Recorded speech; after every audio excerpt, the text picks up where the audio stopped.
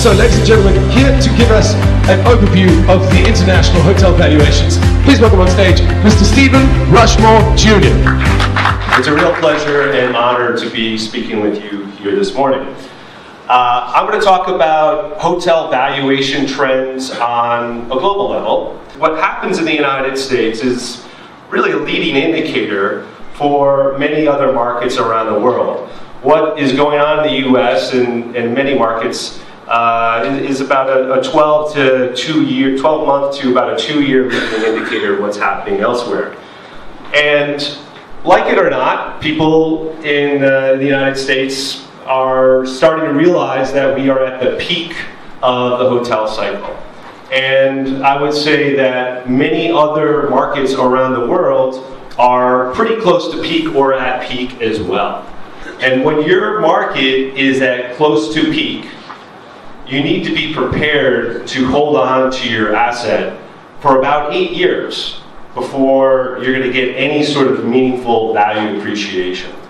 And so you need to be, as a hotel owner or investor, you need to be comfortable with the cash flow that an asset is currently producing. The other thing that I get asked a lot is, where are the opportunities to invest? What markets should I be investing in hotels? And now more than ever, there's not really a good answer for that. The opportunities don't exist in a specific market. Going forward, it's going to be a lot more niche. The opportunities are for specific types of hotels, specific niche hotels in specific markets and even sub-markets.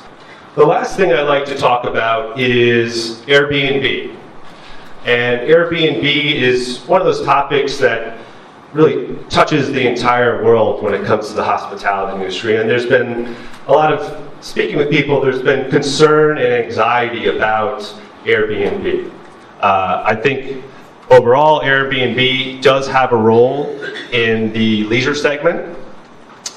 They're fulfilling a need that hasn't been met before in the traditional hospitality industry, but I don't see it as a direct threat to hotels. So that's a global overview. It's a pleasure.